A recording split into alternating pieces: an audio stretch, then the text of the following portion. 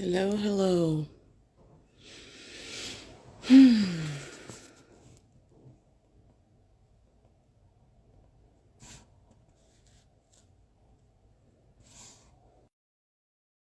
Hello, everyone. Ooh, you cute. Girl, look, I was like, Yolanda gonna come out here trying to be cute. I ain't got look. You got earrings. I ain't Mm-mm. got nothing, y'all. That's what I put on earrings because my hair was literally sticking straight up. It's so cute. What you put in? Some I juices and berries. Woo, I It's, don't know if it's Janelle's gonna be able to make it, but oh, okay. hi everyone. We're a little bit late. Sorry. Like, girl, we right on time. What you talking about? Right on time. Listen, Right on time. Domari and I wanted to get together because like we posted, everybody's been on this Encanto. Oh, thank you. Thank you. Oh, Encanto. I try to say it right. Kick. And don't get me wrong, I love the movie. Like I've watched it, I don't know how many times. But if you haven't watched Far From the Tree, because I told you Far From Tree, I yeah, don't know we why got I it. We left got out it right. We got it right. that. If you haven't watched Far From the Tree, like please go ahead and watch it. So that's what we're going to unpack today. We're going to unpack Far From the Tree because it's very much that's what our work is all about, About. intergenerational trauma. It's like we wrote it. It's like It's like we wrote it. okay, so there will be spoilers. So Oh, we spoiler need to alert. we need to put that in like a post and like pin that. I don't know how to do that because I'm not fancy on I it. don't know how to do that either. How do I do that? If you put a comment, so type it in the comment or some Spoiler. spoiler, Okay, spoiler. we don't. Yes, it's a 7 minute short though, y'all. It's not a whole movie. It's just 7 minutes. Yeah, it's a short. Even with the spoilers, you're still gonna love it. So, but yes, Because we got to describe for people who don't have Disney Plus, because there's some folks who don't. Um, I'm trying to so type. somebody just put spoiler alert. So can you pin that post? Okay, so you gonna do all that after I done picked up? Oh, Okay. I don't know how to do none of this. Oh, hold it and pin it. See, thank y'all. See, this is why we have community. We don't have to know everything. Okay, so I'm trying. Give me a second. I don't know. Um, I wish I could help. Hold it and pin it. so let me see if I can pin what I just posted. Um, and it's not letting me. Oh, well, I can't.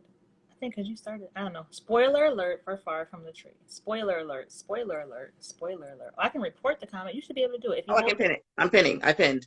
Thank Okay. you for that. So yes, spoiler alert for Far From the Tree. So, Damari, can you describe it on The, here? the whole thing. The whole thing. So Yeah, this just is first of all, yeah, I don't know my animals like that, and you would think that I would because I have four it's kids, three raccoon boys. says. Okay, raccoons. I was gonna say that, but I wasn't sure. This is a short film about a raccoon mom and her raccoon baby. I'm gonna call it a cub because I don't know what raccoon babies are called, Right. and just their experience together and the way that the mom was raising the cub, protecting it, and then it jumps to from their experience to the cub as now the mom with her cub and how what was similar and what shifts and changes that they made. But it was just a coming of age. This is how we parent. This is what reparenting looks like. This is how you pass down things from one generation to the next. And then it was that healing, shifting, conscious parenting work in the second round. Yes. And so the thing about this, and if you have Disney Plus, I really urge you to watch it with your children as well. It's super powerful. It's a cartoon, so you know. But the thing that really touched me about it was I I could see myself in both the mother at the beginning. So the mama at the beginning has like a scar on her face, on her eye, right? Yep. On her eye. And you can just tell like the whole time it comes out, and the way they did it was brilliant because you can just see that the mom was looking for danger. From the moment they walked out of the cave, the mom is looking around, looking for danger. And Just at that same time, they show the cub. Y'all correct me if I'm wrong, so I'm not keep saying cub if it ain't cub. The baby raccoon was so excited So you're So like, I'm excited. going out into the world. What can I find? What can I see? So you see that dynamic of the mom Mm-hmm. like, and the baby's like, oh, this Looking is at like all the wonder of this place they haven't seen before, first experience, and the mom is like, stay your ass in this cave. I'm and gonna go get us some food. and the baby's like, this cave is boring. I don't want to stay in here. So I'm gonna go out the cave and see. And Paused. no, you're not paused. It's weird, but it's not paused.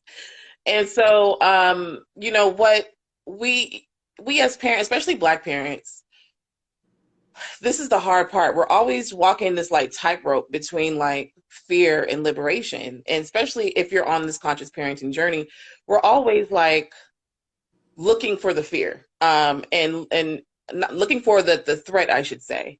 Kind of looking around like, can this kid be out here like this? Is it okay? Can I trust the world? And we know we can't trust the world. And the fear can be the fear is, first of all, valid. That's the first thing I want to say. Like, our fears as parents navigating all these threats in the world are so valid. I never want us to apologize for feeling that feeling. But we do have to be careful about like how we project that onto our kids. So what ended up happening is the cub, I'm going to call it a cub. You Yeah, you already say you it's already Cubs. the So we going president. to Cub. The cub was like, oh, I see this like shiny shell, and it starts, and a bird comes and grabs it, and the cub runs, and a wolf, like where the wolf is. I think it's a wolf. Yeah. And this is the very threat that the mom was watching out for. So the mom comes and is just like, oh, I'm fighting you, wolf. Get off my kid. But the mom is pissed now, like mad, and throws the shell, and they run up the tree, and she points to her eye, and it's just like, and the baby by this time has a slash. The wolf then attacked it, Yeah. and the mom is so mad that she's mad, but then she's sad. You can see that. Like, Disney did a really good job with this short, and I feel that sometimes. Gia will do something, and my fear that she's gonna hurt herself, which is really, whenever she does something and I end up getting really mad at her for like when she gets hurt, it is always my fear that I'm not a good enough parent that's coming That's out. what it is. I have a fear that I can't keep her safe, and I have a fear that I can't keep her alive. And that's a fear that's constant in my head. And so when she does something that I've told her not to do, right? And she gets hurt, I get mad. And I have to call, and I'm not always good with this, but I have to calm myself down and not say stuff like I told you so, or even get so mad that I don't want to comfort her, which is what happened in the movie, That is in the exactly. short. Yep.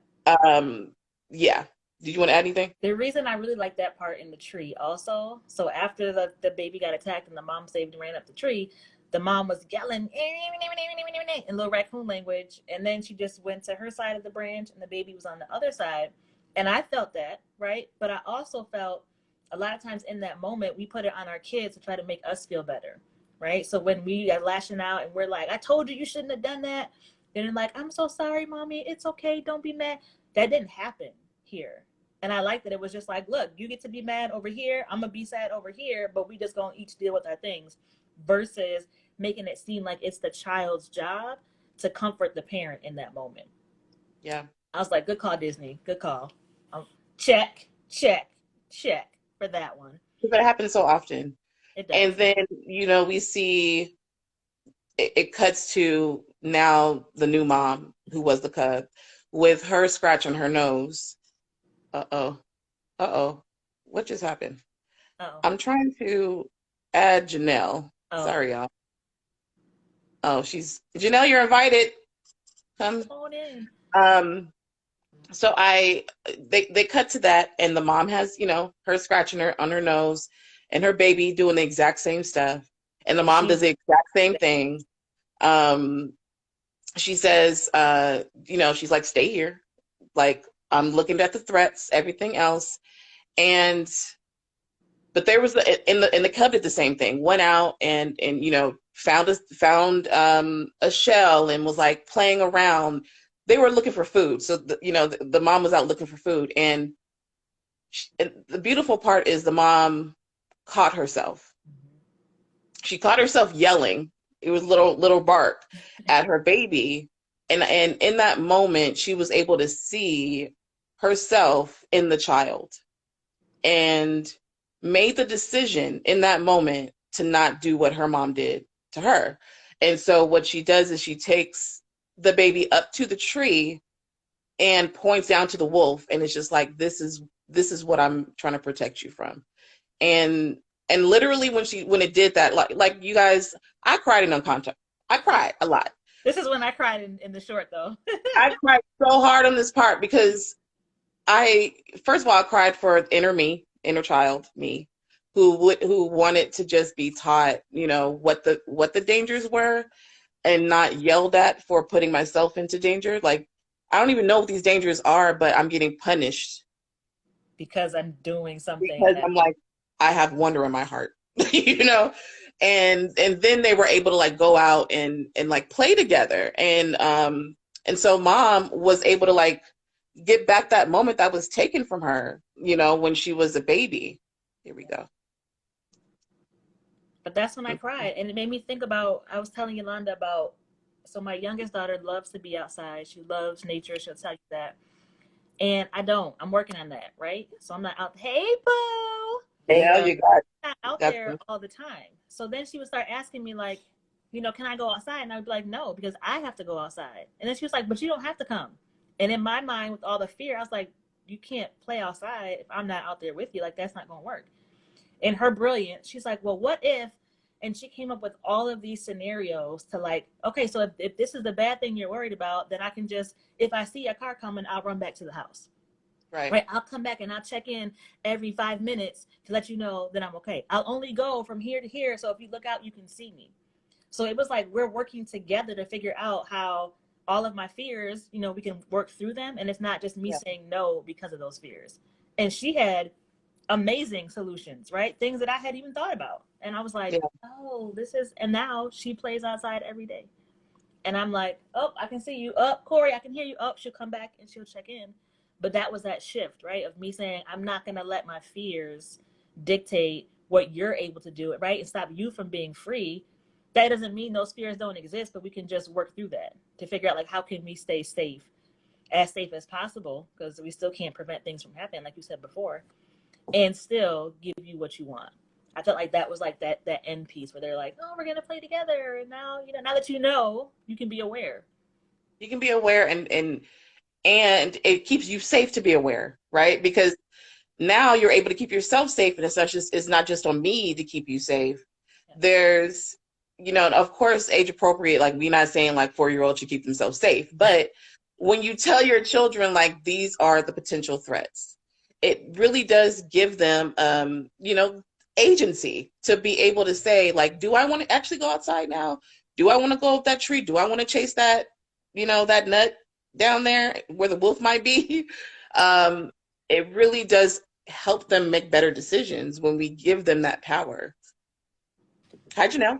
Hi, y'all. Janelle watched with her girls and took notes. We watched it. It was part of a homeschool exercise for us. Oh, I love that. So excited to do it with them because we watched it and we said, we're not going to discuss it. We're going to write, and then we're going to share our thoughts afterwards. And my girls are just like, I don't know. Now kids who grow up on Disney are just like super morbid. They're like, somebody's going to die, That's what people in the comments were like, is this a spoiler? Are you going to tell me who dies? Like, yeah. Like, spoiler alert, nobody died. They were like, somebody's going to die. But they loved Encanto. So that's something that they loved. And they understand intergenerational trauma, even sort of from our own family lineage. Like some of y'all know, I have a no contact relationship with my own mother. So parenting my daughters in the way that I've been parenting them didn't come like from learning per se, right? Like I started out parenting probably very similar to my mom, and I had to make a pivot like in the movie when Yeah. they looked at themselves and they were like, oh, I'm the wolf, I'm the coyote, I'm whatever, I'm that, right? Now And you the threat. a Yes. moment for me, that reflection that they saw in the shadow of like, I'm becoming that thing. And one of the things that I asked my daughters was like, what does the shell represent? Mm-hmm. And my youngest was like, a toy, it's play, right? And I was like, yeah, that is something that I thought of too. And my oldest said something super profound. She said, trust. And she said, the first parent destroyed the trust. Oh my God. I know. So deep, go ahead, baby. I know. Y'all see why I'm obsessed with them. Like, if you I follow, love like, them. like, I'm so obsessed with my kids. It's really like I need to take something for it.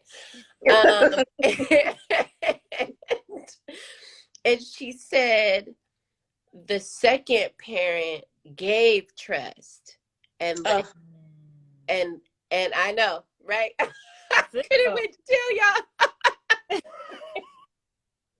That's it, though. She said, and I was like, oh, you're right, right? She gave trust, and that like built community. And like what you were saying, right? It took some of the pressure off yeah. of the parent to have to do so much by extending trust.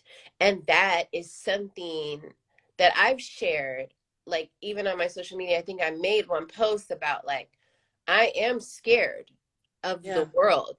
I'm scared of oppression. I'm raising marginalized genders in a sexist patriarchal society. I'm raising Black kids who are unambiguously Black, right? In an anti-Black society.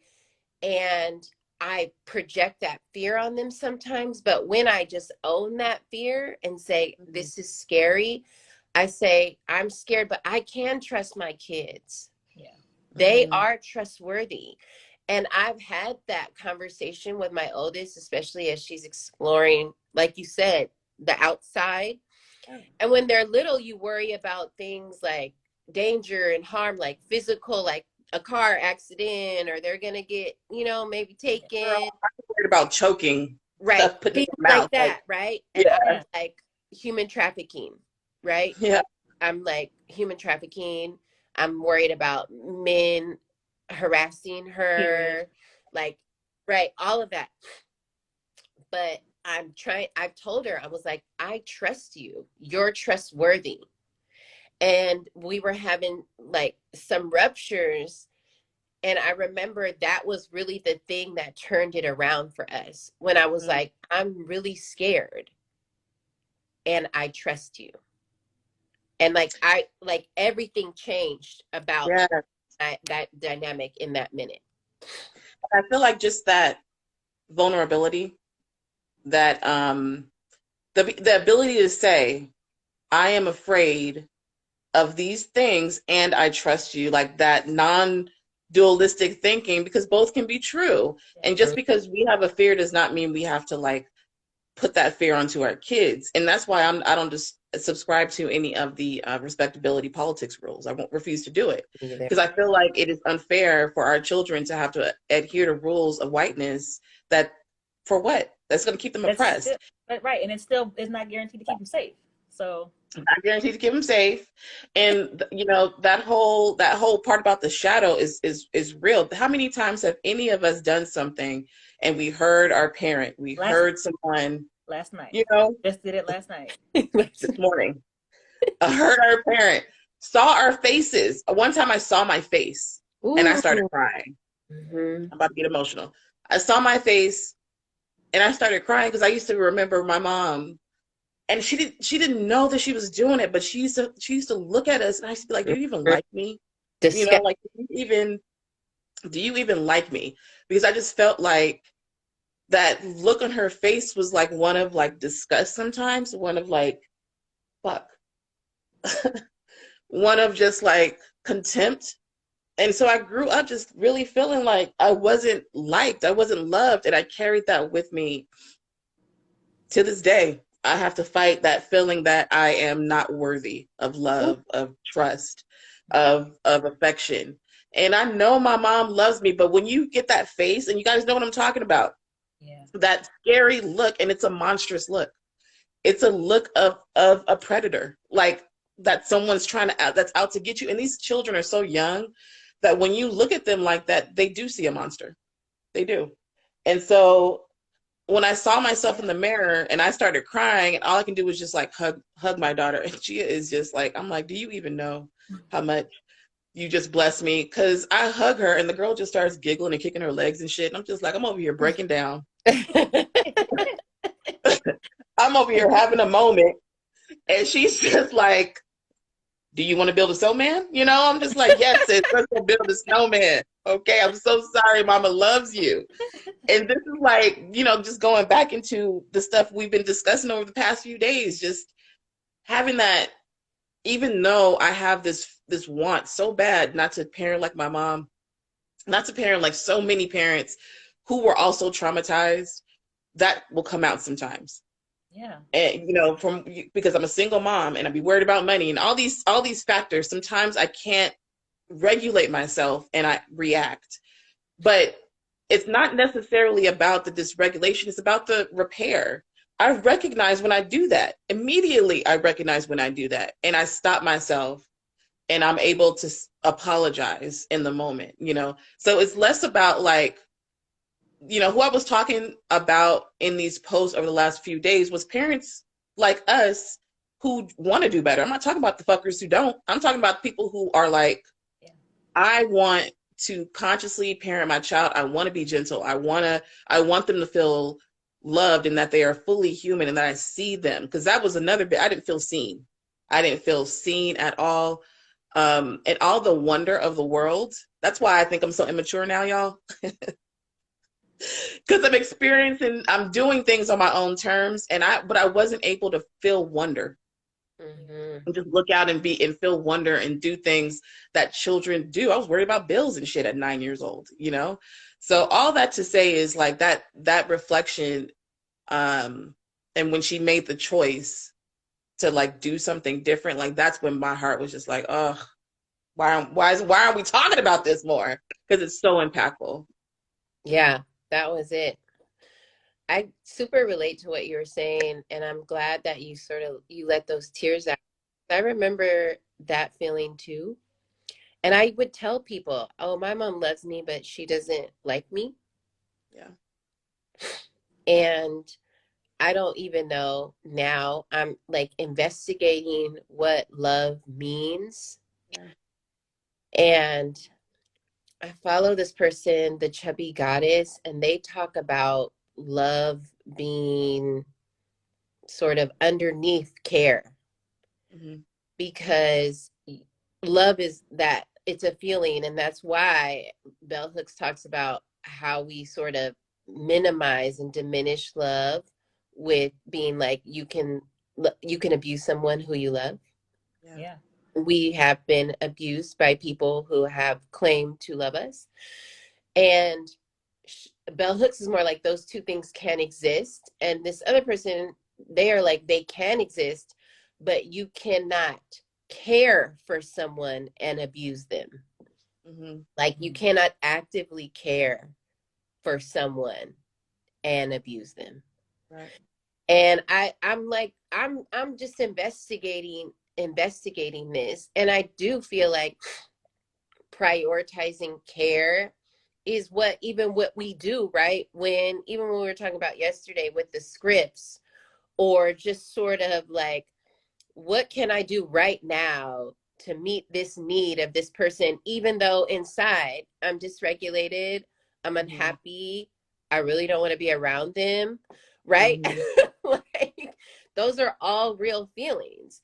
And if love is there, maybe love is fluctuating, maybe love isn't that consistent feel good, but care can always be there, right? Care can always be there. And in the film, that was it for me too, Yolanda. I was like, I pivoted. It was a pivot. It was like, and I remember when I was really transitioning, like you said, like you looked in the mirror and cried. I my I could feel my body like raging. Yeah. You know, like enraged. And I would run away from my kids because I didn't want to harm them with my body, right? I didn't want to pop them. I didn't want to yell at them. And I would go into closets and cry. Mm-hmm. And it was the first thing that I could do that was different than what I was doing. Yeah. It was at first like, I'm out of control. So let me just like isolate. And that was harmful too, because those were moments that they needed me, right? They were like, girl, like. But it's levels, right? Like it's Right. better than The shit I was gonna say. I'm leveling. It's levels. I was the same way. So I used to beat my kids, and it was at one time. So the other part that made me tear up was when they were in the cave, and she smacked the shell out of his head. You could just see the face, like, but why would you do that? Because that was my moment when my boys were fighting, and I ran into the room like, oh, y'all want to fight? Y'all want to fight? We gonna fight then. And the look on my son's face, I was like, I don't ever want to see that again. Like, he's terrified of me right now, and I'm supposed to be his protector. Mm-hmm. Like, he's not supposed to be scared of me. I'm supposed to help him when he's scared. And I was like, I have to do better. And so I was like, I'm not going to hit them anymore. But I was still yelling. Right. And I was still withholding my love from them. Mm-hmm. And I was really good at being sarcastic and saying some real slick shit. Right? But I was like, I'm not going to hit you. That was my first like commitment. I still wasn't being nice or loving or kind. None of that. But I've been growing, and there are things now that I still have to work on. I feel like there's always going to be things that I'm still going to be working on. But I love that because it's more realistic. When people, if you were raised with violence and you are transitioning, like I knew I wanted to do this type of parenting from when before I gave birth. That doesn't mean it's easier for me. It's easier for her because she doesn't have to remember, the stuff I did before, but it's still not easy for me because I'm still overcoming the urges to be violent, to pop her hand, to be rough with her because that's what I knew. So I have to work really hard to overcome the programming, really. Overwrite. That's like, I've been thinking about the brain and like how it's like a computer system. And so it's been programmed with all this shit. And it's like we have to deprogram and like overwrite that program with new programming. And that shit is not easy. So I like the idea of levels because you may not, if we're being realistic, it's harmful to yell, to withhold affection. Like we're not saying that any of that is okay. But what we're saying is you got to start somewhere. So I made the commitment, like you, to not hit. I have to work on my yelling. And what I have learned to do when I feel that urge to want to withhold affection is I am intentionally I have held her while I was pissed off and sometimes fussing still, like, come on, give me a hug, over there touching stuff you're not supposed to be touching. Like, still, but it was me trying to like do something that different than what, because my mom used to be like, clean. Have you ever seen someone rage clean? You ever seen that? A rage cleaner? Lord, someone rage cleaning, because then it gives you anxiety too, like cussing, fussing, throwing things, upset, mad because the house is a mess, and just angry. And so you're still in that heightened state. Like you still feel that threat, like at any moment somebody will reach out and smack you. So instead of doing that, I have to stop. Sometimes I have to hide. Sometimes I have to just go in the closet or go in the bathroom and shut the door. And she generally is not over there crying to get in. Yeah. Generally, Gia be off doing her. I'll go into the room and she'll just be like, well, I guess she don't want to talk right now, and like go do her own thing. But for the most part, there's been a few times where she was mad at me. Mm-hmm. And I could see on her face that she was really mad at me. And, I was like, Mama's really, really sorry. And the hardest part for me is she is autistic. So I'm like, are the things that I'm doing, is she understanding what I'm doing? Am I like really damaging her? Like I have to constantly fight all these voices in my head that are telling me that I'm damaging my kids with some of the stuff that I do. And I know that I'm levels above my mother. That still is not, I'm still not doing shit the way I want to do them. Like I still have so much growing to do and so much learning to do about myself and how I need to regulate myself better and take care of myself. Because the problem is I'm not eating or sleeping properly. And so when those things are, like this morning, she woke up at 5 a.m. I'm exhausted. So all that playing around while we trying to get dressed for work, for school, I'm just like, sis, I'm tired. Like, my energy, I had none. So it's just harder. I had to really restrain myself from yelling this morning. It's super hard because I'm a loud person in general, but there are levels to this shit. And I think if we just hold grace for that, apologizing and knowing that we need to do better and we need to hold ourselves accountable is really important. Absolutely.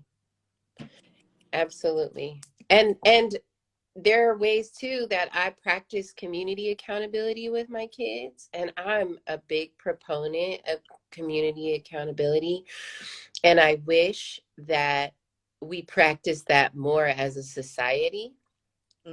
I wish that we as a community held abusers accountable.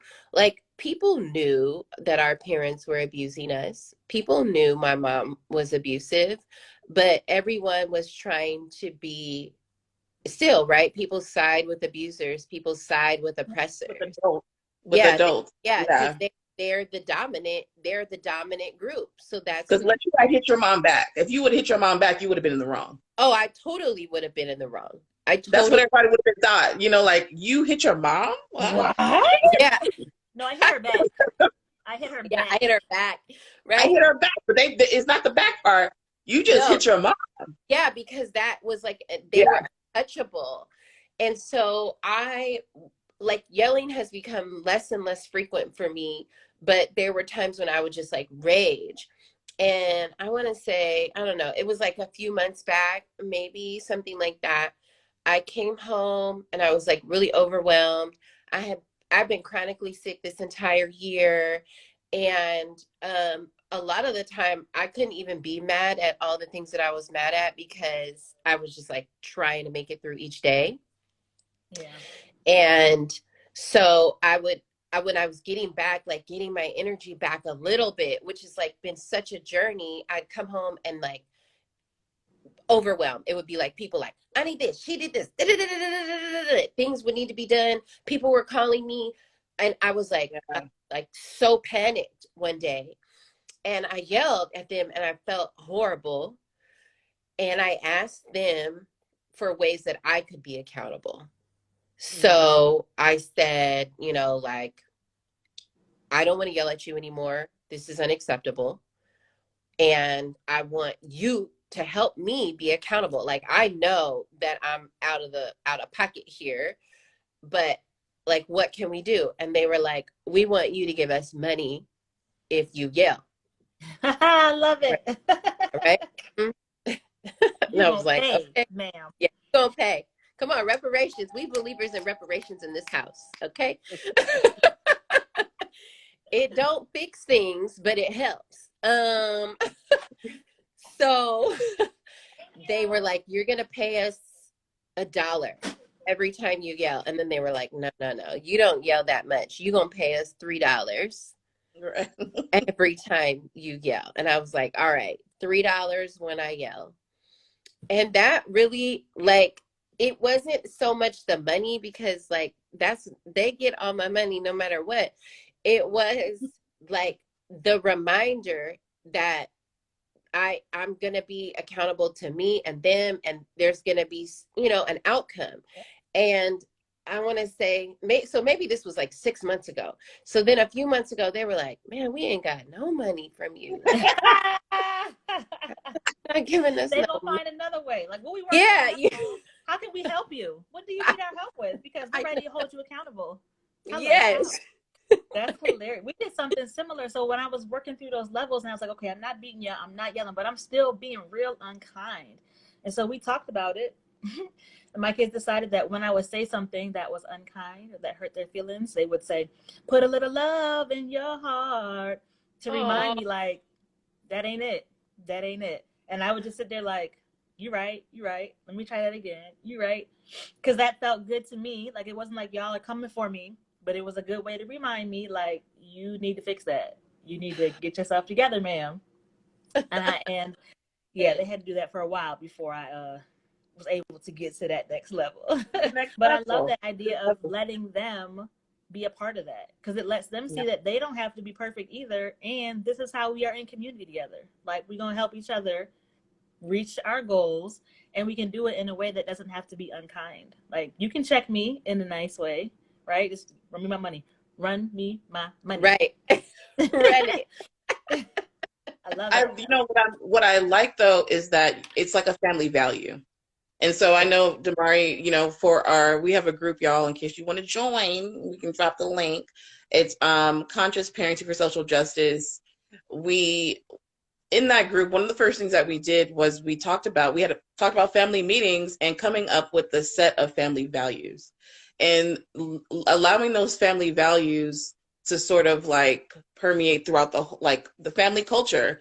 And when you have a set of values that everyone subscribes to, and you hold each other accountable for them, things become a little bit more defined. So it's like if respectful communication is one of your family values, or you know, then when your child or you are out of pocket, you can respectfully be like, "Hey, our values," like you know, like you can. It's an easy way, in my opinion, to for everyone to be held accountable, because I think parents be out here wilding, and we'll talk about like, well, my child did this, so they deserve this, and I'm just like, so your child did this small thing, so they deserved a whooping, and you're trying to figure out why they lie to you. I'm confused. You're confused. I think you might. So it's not mathing. The mathing. They do one small thing, like lie, and you're like, I'm mad, so I'm gonna now violence you, and then you're trying to figure out why they lied. Like if your set of values is honesty, then you also got to be honest with your damn self. Yeah. This is why they're lying. But so many people need the community to help them get to that point where they can be honest with themselves, right? To be like, nobody's ever told me I have to be honest with myself. What do you mean? What does that look like? What does that sound like? What does that feel like? We don't do that around here. So can you help me with that? Yes. Why, yes. You can get some help with that. Right. If you can't, I mean, I have a free Facebook group. It's called Conscious Parenting Conscious Parenting for the Culture for Black parents. For the culture. If it's for Black parents. So if you're a Black parent and you're on Facebook, check us out, where you can get that accountability. We're not going to tell you that you're right ever for hitting your child, but we won't shame you, but we will tell you, like, come on now, the math ain't mathing. You can't expect your children not to lie to you if you are reacting so violently. Yeah. All that to say, like, values help hold family values help hold parents accountable. I feel like we are not accountable. I feel like we want to hold our children accountable for everything. But then when we misbehave, when we do something to them, we're like, okay, I'm sorry. Yeah. And it's like, well, no. Well, how are we going to change? Like, what are we going to do? What work are we going to do so we don't keep doing that? So whenever I do something and I'm like, I know that was wrong. So, like, you know, I really do sit and think, like, what do I need to do so I'm not doing that anymore? What parts of my life need to change? When I'm like, right now, my room is a disaster. And that is affecting my brain. It's overwhelming my senses. And so what I'm gonna do after this is get up and clean. But knowing that I get sensory overwhelm, and then when Gia comes in and she's bouncing around and all that 4-year-old energy, it's more sensory overload. I have ADHD, so I already have too much overload in my senses. It just is recipe for disaster. So what do I need to do to make sure that I'm not overreacting to normal 4-year-old behavior that's not even misbehavior? It's just triggering me because I'm overwhelmed. Yeah, it's just behavior, you know? So that's the thing. Like catching yourself doing the pivot.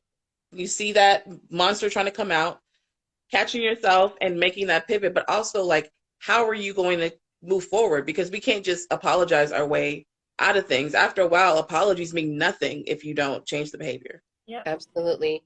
And I wanted to add to that too, like in your space right now, you're feeling it's like whatever, cluttered, you're feeling like dysfunction. And I want to say this to parents and caregivers. Sometimes you won't be able to fix the thing, right? Yeah. Like today, Yolanda, you have space and time and opportunity to fix your room, right? But not all the time, Privilege. right? That's what it is. That's what it is, right? You have space, opportunity to fix that room, to get it together. And part of accountability is using those opportunities, right? Using your privilege to do better. That's that accountability piece. But when you don't have that kind of privilege, there's something else that you can always offer yourself, and it's a little grace. And it's just the reminder that says, you know, your room is like fucked up, right? You're like, my room is fucked up. My kid, and you could just say this to yourself. My room is trash. My kid is bouncing off the walls, and I'm really overwhelmed. Yeah. And you just honoring that feeling offers you regulation in a way that doesn't change your room. It doesn't change your kid from bouncing up and down, but it gives you a little grace and a little compassion. That is you saying, and even it's just like, I wish I had more help than I have right now. And that can sometimes release you from the responsibility or the pressure that you feel to have it all together, to fix it. You're giving yourself grace to move. And honestly, those moments, those times in my life when I said, I'm hungry, I'm tired, I need help, I wasn't as reactive with my kids. Right. I wasn't as anxious, even though most of what was happening around me was still very much the same. Right. So those are those things that y'all can do. And I think as marginalized people, we gotta do. Yeah. We gotta do. Because we can't fix everything. Well, I was going to say, yeah, because if we're talking about things like systemic things, right? Things that we can't control. No, we can't fix those. So if you are feeling all this stress and it's outside stressors that you can't control any of that, I like to ask myself, what can I control? What can I do in this moment? And I like the idea of honoring just where I'm at right now, honoring my feelings, honoring what I'm able to control, how I'm feeling, and sitting with that feeling and allowing myself to feel it. And not judging myself, not judging my feelings, not judging myself for feeling this way. It's valid. There are some times like, and it's messed up like this because I was in quarantine for 10 days and I was sick. And so I couldn't clean my house the way I needed to clean it. And really just being okay with resting and doing the things that I need to do. The reason why this room is still like this is because I'm still tired. Right. Yeah. It's okay. To recover. Had to recover. So, you know, we hope that if you haven't watched, you know, Far from the Tree, like it's so good. Lord. I'm trying to see if Domari can come back. Yeah. It's, you know, I wish that, like I said yesterday, I wish I could download it, but I ain't trying to get sued by Disney. Over some copyright infringement. It's on Disney Plus, and it really is just such a good, like it's like 6-7 minutes of just you seeing yourself in both. I saw myself in both worlds, for sure. You know, the mom with the eye and the mom with the you know, scratching the nose. I saw myself in both of them, and you know, my greatest hope for all of us is that we do this work so we can experience more joy, because at the end of it all, they just were able to play together, and the mom was able to reclaim that moment that was lost, that moment of wonder. Like the baby put the shell up to the mom's ear, like, oh, listen, like it just was such a like inner child healing moment when I saw that, and I want to experience um, as much joy and abundance as possible, but I have to make room for that by doing this healing work, by holding myself accountable, and by pivoting at any moment when I feel like I'm about to lose my shit. Like, we have a choice. Sometimes it feels like we don't, but we do have a choice. And even if you do it, see, the thing is, in the cartoon, the raccoon was yelling at the time, was yelling and saw her shadow and was just like, no. Yeah. So in the moment, if you feel yourself like, I'm out of control, you can just stop. You have that ability to stop. You don't have to continue on with the harm. In that moment, you can say, I'm sorry. Let me try it again. Let me try that again. Let me try it again. Hold on. Let me try it again. That's why I say that with my kids all the time. Yeah. And now they start saying it with each other. Okay, hold on. That wasn't right. Let me try it again. Let me try it again. Let me try it again. If you're raging, you're so upset and you don't even have the space to try it again, just stop talking. Just stop. Just stop. Take a breath. And if you have to leave, even if that does create some harm sometimes, but if you have to do it so you're not harming your child's body, then do it. Yeah. Because levels to this shit, like Domari said, then do that. But there's been times where I was just like fussing because there's crumbs, because Gia will get a muffin and literally it's like she just is like sprinkling, baby. I'm just like, I'm the only one here cleaning and I'm tired of crumbs, So I'm like fussing and I'm just like, you need to control the environment better. How about that? Yeah. So in that moment, I stop and I'm just like, okay, you know what? Let me take a break for a minute and go in here and figure out a solution. And then I come back and I'm just like, all right, you need to sit down at the table. Because generally there's times where I'm just letting her roam because it's just easier for me to let her do, girl. Gia be having to run to this house sometimes, y'all. I'll be 42 this year and I'm tired. Like, I'm tired. So I'm just like, listen, you want to walk around with food, but then I get pissed when there's crumbs everywhere. You can't have it the both ways, Yolanda, Hey. You can't. You either have to enforce that she sits down or you have to be okay with the crumbs. Like that's what you got to do. You can't have it both ways. So in the moment you have to pivot. I wanted to ask y'all this about the movie and the film, and it's a lot about, and I like to hold space for this, right? This non-binary thinking. And I talked to this with my daughters. The raccoon was scared, right? Mm-hmm. Super scared. Both of them were super scared. And I feel like I'm always like, what could I change about the movie? Y'all know me. We know. And one of the things I wish that I think that it gets lost in films like that is that it makes all of the harm come from a place that's like holistic, like fear for their safety, right? Mm-hmm. But that's not the reason why we harm kids all the time. No, it's not. Sometimes we harm them because we want to control their behavior. We want them to do things like we would do them. We want dominance. It's not fear all the time. And I feel like there was some of that in the film. Do you think that control and dominance is because of the fear? Sometimes, but not necessarily, because there are plenty of things that we teach kids how to do because it doesn't necessarily have anything to do with their safety. And a lot of the times what we do as harmful beings is we try to rationalize the harm that we do with a reason that I'm this, and this is why I'm doing this to you, right? And that can go to a slippery cycle of harm, right? Like, I hit you to keep you safe. I hit you to stop you from being killed by the police, right?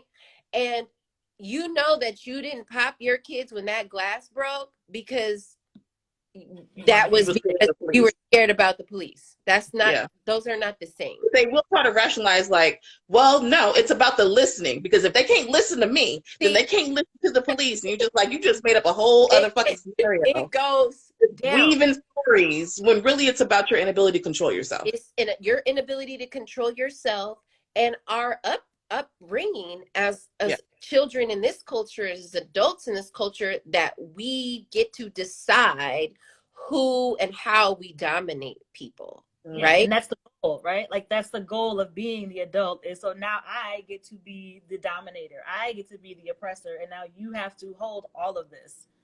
Yeah. Right. And it made me think about this, and I was thinking about this, and it was actually hard for me to answer. I was trying to think about what things my mom was supposedly scared of for me, right? And I'll say this too. And I legit be scared sometimes for my kids about things that I really shouldn't be scared about, but there's some like anxious fear. But what are the things that your caregivers were scared about for you that ended up being like a non-factor in your life? And I think it's important for us to remember those things so that we can connect to where our children are and not overly worry about those things. I mean, that's a great question, Janelle, because I'm thinking about it right now. And the biggest fear was always around men, around being pregnant. I was the oldest girl, so I got a lot of the don't come home pregnant. I got a lot of that kind of talk, like policing my body and stuff like that. How am I going to word this? You're watching, answer in the comments if you have a fear that your parents or your caregivers had. Because that fear of don't come home pregnant was the reason I didn't have sex, because I was afraid more of my mother than anything, than any sexual assault, than anything. I was afraid I was gonna get my ass kicked if I came home pregnant. So I didn't have sex in high school. I had sex literally months after. Like, I made it through high school. Now whatever I want to do. Made it. So, but everything else, outside of that, it was dominance. Outside of that, it was control. Yeah. Everyone is saying that their parents had a fear of sexual assault, and they like scared them from, being in relationships with men and or boys. And for women, right, for marginalized gender, that's a legitimate fear. Like, I think every one of us now know, like, it's legit. I don't know too many marginalized genders who escaped harm from assault or abuse. I've been assaulted. I'm not going to say a number because I really probably don't know one. So that's a legit fear. Oh, poor Domari and her phone. And and I was thinking of someone kidnapping. We have those fears, right? And then we have other fears too that come into play that y'all probably not are thinking this way, but these are some things that you heard too. If you are Black, it was don't be out in the sun too much, you're gonna get too dark. Yeah. I didn't hear that before. Somebody has. Yeah. Even somebody has. Not Black people, even Latinos or Latinas. That's the colorism. It was don't get up around acting stupid around these white folks. That was a fear. Don't embarrass me, right? Don't embarrass me. Another one was don't eat that, you'll be fat. Don't do this or you're gonna be fat. Those are fears that people project onto their children that come from biases. Maybe it's too much screen time.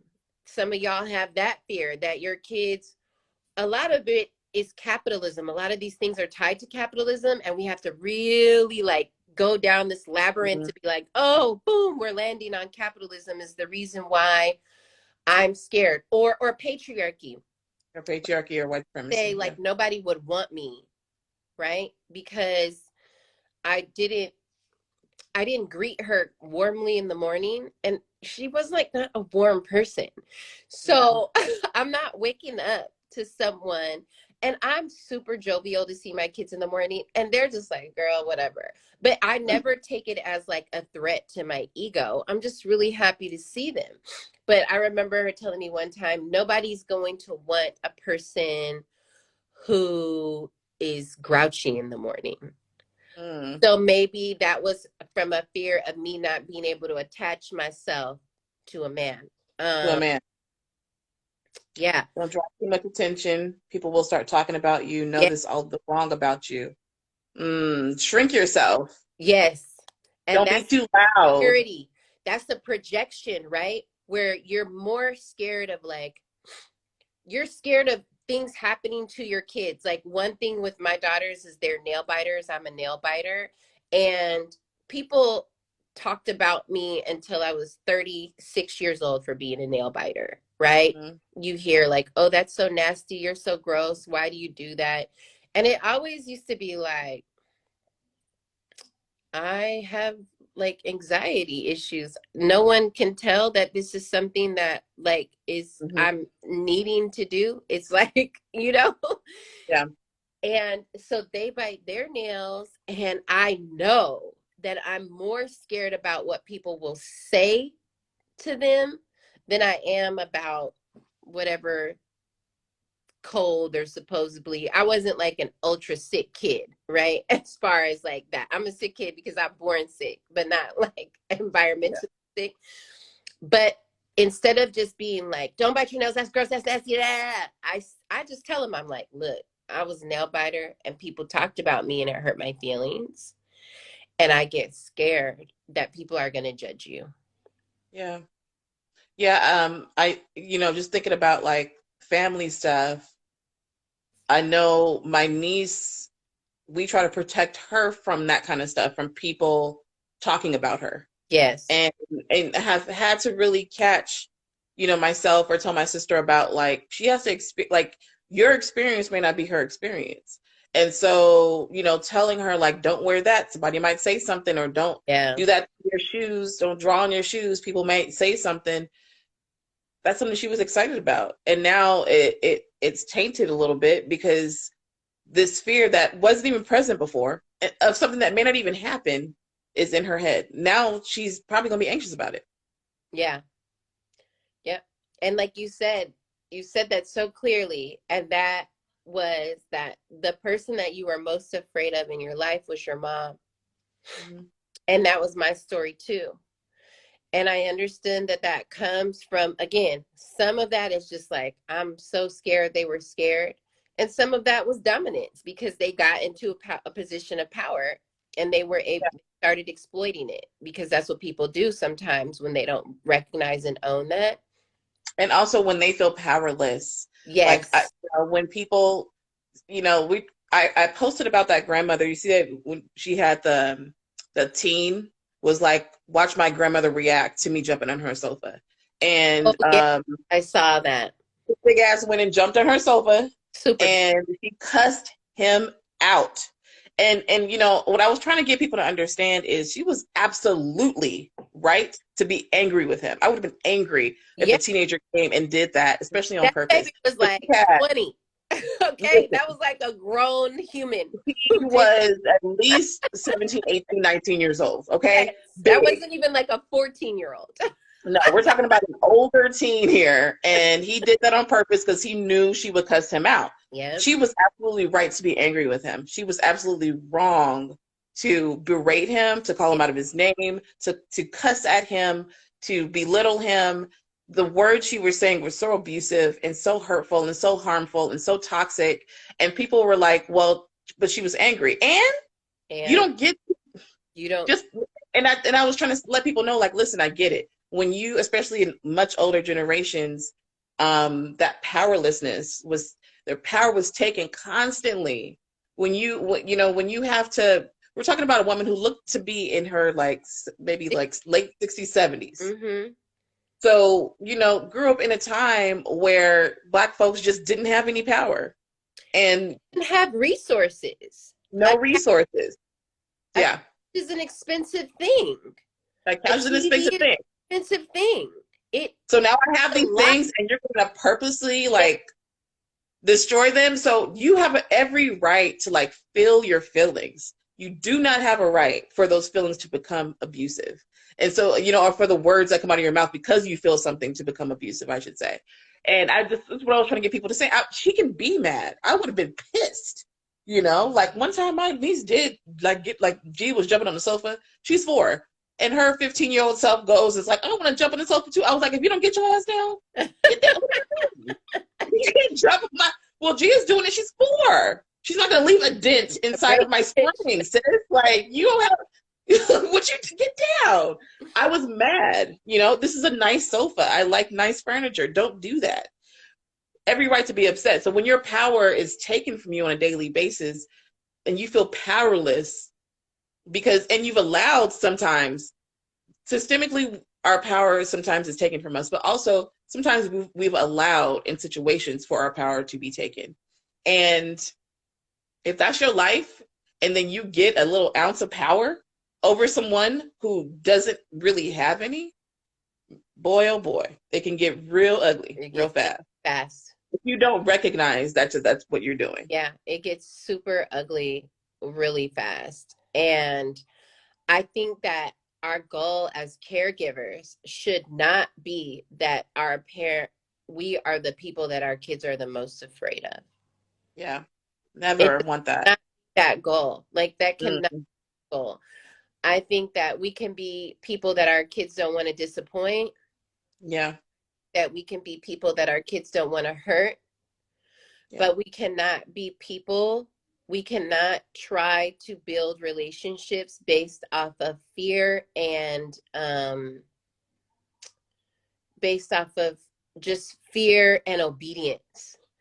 And I wanted to share this because parenting in this way, and I wanted to affirm you too, like, I used to be like, oh my God, I'm going to ruin my daughters. I'm going to break them. They're going to be broken. The constant like terrifying. It was terrifying. I was terrified. And that comes from our relationships with our own parents and caregivers and really being scared to repeat those cycles and knowing how the ways that they treated us really harmed us. So we project that fear. That fear, and maybe not even a projection, maybe an external projection, but it's super internalized, right? We judge ourselves, we shame ourselves, we really like kick ourselves down because we think that we're going to break our kids. But as my kids have gotten older and I've been more committed to this journey, more and more, I get more and more evidence that I'm not going to break them. Yeah. And they're not going to be broken. And I might damage them a little bit. Like they might come out with some, little things on the edge that came off during the shipping, but they're not gonna be beyond repair, right?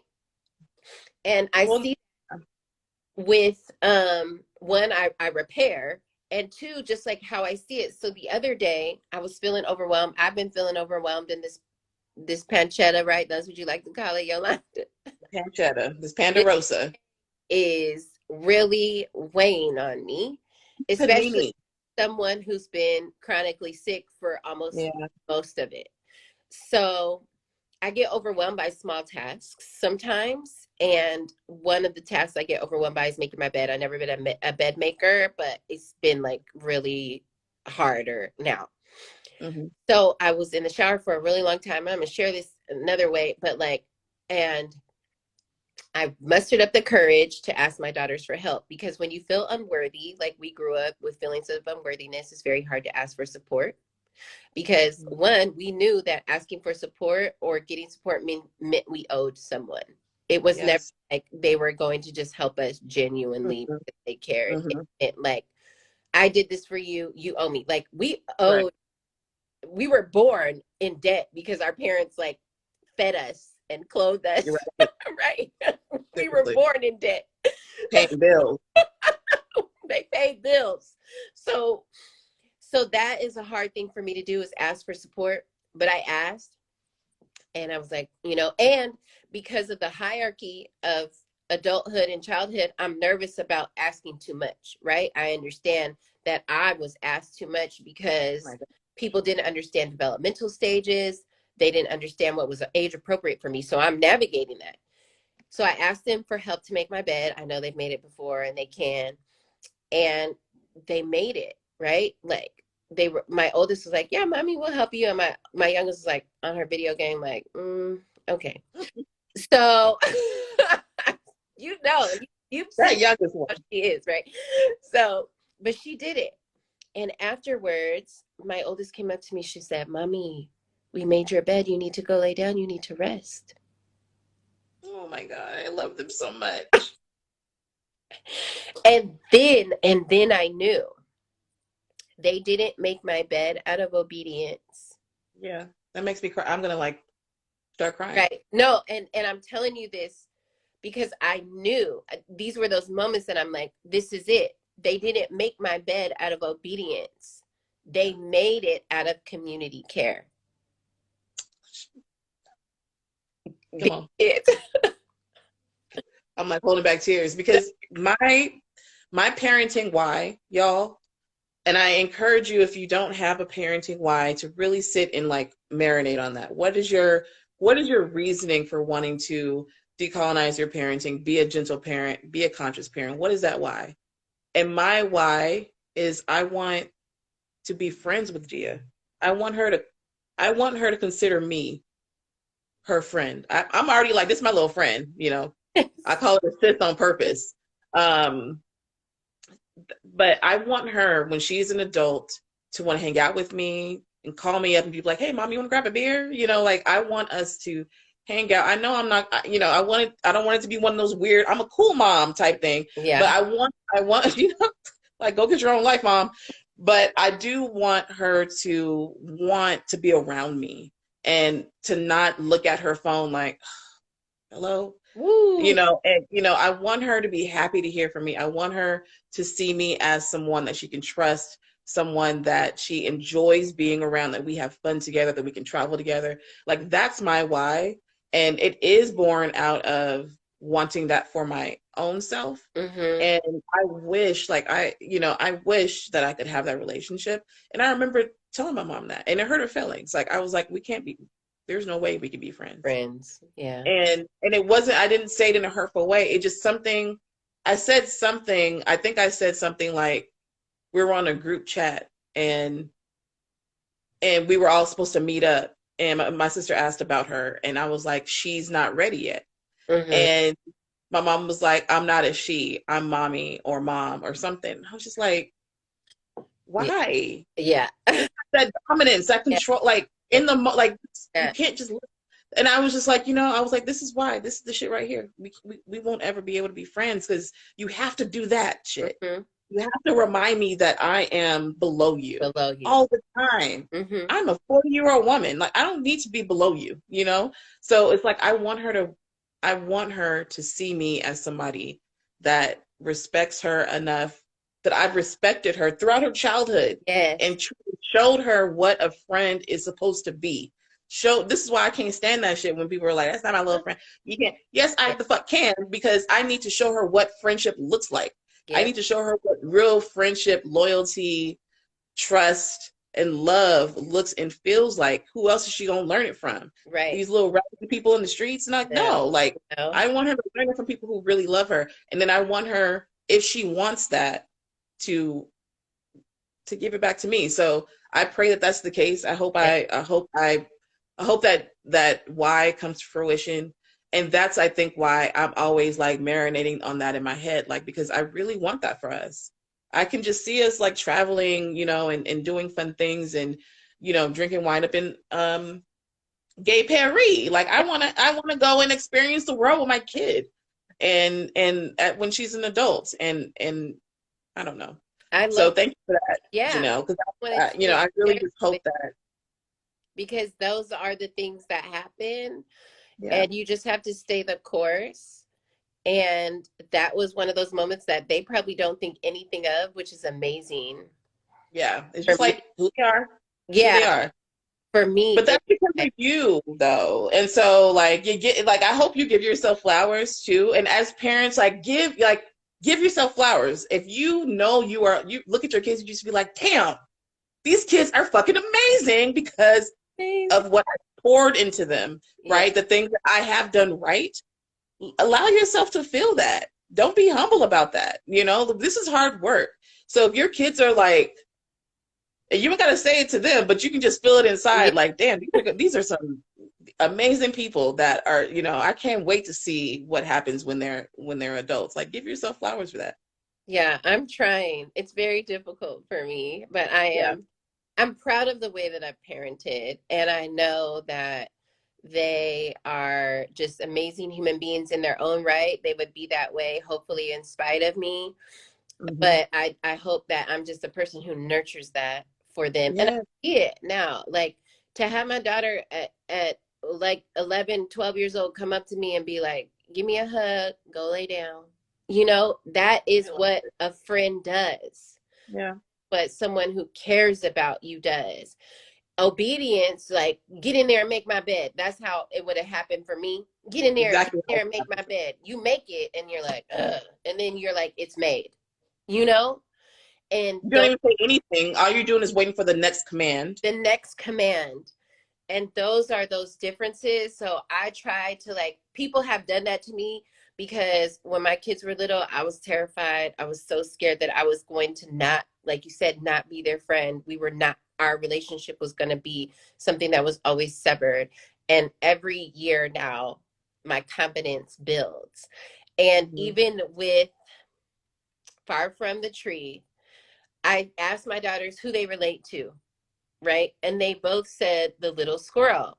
And I said, right, like, boldly, like, not like in like a whatever way, but I was like, am I like the grown-up raccoons? And my daughter was like, yeah, and I was like, I'm like, I didn't do it, but I just was like, okay, cool. And she was like, yeah, because you're like, always like, be careful. I know, did I lose you?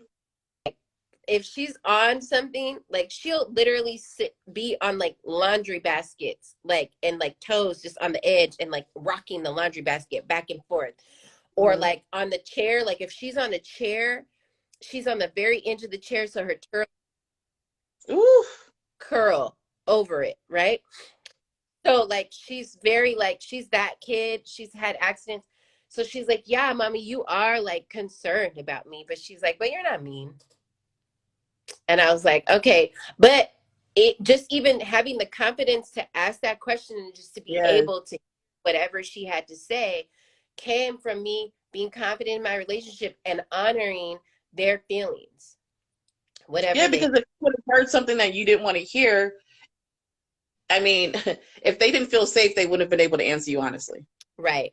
And so, my Be Intentional boot camp, which I believe I'm launching that again in end of February or something like that. One of the first exercises that I have them do is a parent report card and a trigger tracker. So they give their kids this report card and it has like, they can get graded on stuff. And I was like, I look at myself as, I try not to do this hierarchy thing, but I do consider myself like a leader, right? Mm-hmm. Because I want to teach my child how to do certain things and help bring out like the best in her, like that's already there, just help nurture that, like you said. And that's what leaders really do. And as a leader, you have to be willing to get feedback. So how often have y'all asked your children, like, how am I doing as a parent? Like, how do you feel about my parenting? What can I improve on? Yes. So I give them their report card and then I ask them to track their triggers, but in a more mindful way, not just like I'm triggered, but more like I'm triggered. This is why. Triggered. This is what triggered me. This is why I was triggered. And then to notice a pattern over the course of 4 weeks. Because when we stop and really notice patterns, it helps us to start thinking of, like we get a bigger idea of what our kids are experiencing. If you really take note of how often you yell, you might be surprised at how often you yell. Yeah. or how often you are sarcastic. You might be surprised how often you say no. Like all these Ooh, things that we just do big. because we're on autopilot. Yeah, we're on autopilot. Or be careful. You know, like I Yeah. have to stop Yeah. myself from saying be careful because that doesn't help her. Be careful of what? Exactly. So I try to be more specific, like are you being safe on the stairs? You know, like she wants to jump from the top to the bottom. I'm just like, don't do that, sis. You know, so I'm just okay. She fell the other day forward off the stairs. Ooh. And you know, she hopped right back up like a damn jack in the box. I'm like, this kid is going to give me all the gray hair. All the grays. Oh my gosh. So, like, Yeah. asking them, like, noticing your patterns Yeah. helps you kind of get a glimpse into what your kids Yeah. have to experience. Yeah. And then you can start making some solutions to that. Because if you are noticing, like, I'm triggered by noise, I'm triggered by loud talking, I'm triggered by loud, like, if it's all about noise, then you can say to myself, well, I need to walk around with the noise canceling headphones on then, don't I? Like you can then think of solutions so you're not constantly in a state of dysregulation. But you won't know that unless you are intentional about tracking those things. You don't, I hope y'all take my boot camp when it comes out. But in the meantime, just start tracking it. Just at the end of the day, you can just think about it. Like, what did I yell about today? What triggered me today? And just write it in a journal. And that way you can start tracking your behavior. If you are intentional about changing that behavior, those kind of tracking exercises, although daunting, because some people were very honest and they were just like, I couldn't do it. I didn't want to see it. I didn't do the trigger journal. I already know. And I was like, but do you know? And I get it. Like, I'm not going to force you to do anything that's going to make you more dysregulated. However, that is telling you something. The fact that you don't want to see the truth and be accountable to that truth, that's another lesson that you have. Like, so are you expecting your children to be truthful and honest and accountable? Then you should model that. Even if they don't see it, you should be modeling those things. Yeah. So I was kind of like gently like push, like just try it. Okay. Because the tracking really does help. So if you get a chance to track, I highly suggest it. I am avoidant in a lot of things. One of them is tracking like money.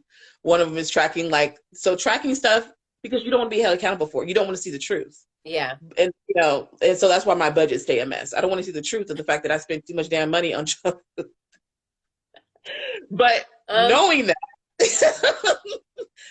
that helps make changes. So if we want to pivot and not be that monster, in the shadows, we have to be accountable for our behavior. And the best way to do that is to not be reactive all the time, to be responsive. But you can only be reactive if you're practicing being responsive. You're practicing, and you can practice pausing. Practice. You won't get it right all the time. Just try, when you feel yourself getting triggered, just practice stopping and just being like, I gotta time out real quick. And these little pivots will help you when you are in those moments. I was thinking about like, okay, I'm putting all this content out about how gentle parenting is privileged parenting. And what I don't want people to feel like is hopeless. Like, I can't do this then. I don't have this privilege. I can't do this. You absolutely can do it. All I'm saying is that it's harder to do. So what makes it easier for someone like me that has to overcome the feelings of violence sometimes that bubble up and rage that bubble up is practice, is tracking, is doing things intentionally so I can see more clearly. And those are the things, because I don't have certain privileges and I have to work harder to be this intentional parent. And in order for me to do that, I have to be willing to put the work in. Yeah. That's it. That's all. So, okay, I'm gonna just look through these comments real quick. Yeah. I think Danielle said, let me see, let's scroll back up. I can't scroll any. Oh, there they go. Danielle was on here and she mentioned how college, fear of the poll, fear of having to go to college. A lot of us put that education stuff Don't get me wrong, I love education. Yeah. But a lot of it is like, well, you won't be successful unless you go to college. So here's this thing: you have to do do it in these steps, otherwise you're not successful. And a lot of us are finding out all that shit is a scam, and all the rules are fake anyway. So They are. They scamming folks. They scamming them. damn it. Yeah, that is true. So, all this, a lot of that is rooted in like just worrying about financial security for our kids. And I understand why parents worry about financial security and stuff like that in this capitalistic world. One thing that always helps me, and it's something that I talk about when I do workshops, that's, if you don't know, that's what I do. I do workshops and I do consulting on writing. So like if you have something that you're writing and you want to make it, you know, more inclusive, more safe for communities, I'll look through it and help you change it. And I host workshops for like organizations, for schools, and I get them to address biases. I you know, define them, and we come up with ways to reduce and eradicate bias and create safety and reduce harm for all different levels. Yeah. And one of the things I like to always do is remind people that we live in this culture, in this society, and in different cultures, even presently, things are different. Worries are different. When you lived in a culture where the skills that you needed to survive were like being able to cook for yourself, being able to, you know, create warm clothing, being able to create housing, and maybe not even being able to do that all the time, but just being in community with people who did, you had to practice and learn different skills. But because we live in a capitalistic society, we're always consistently worried about getting our basic needs met. And that is an unreasonable amount of fear for human beings.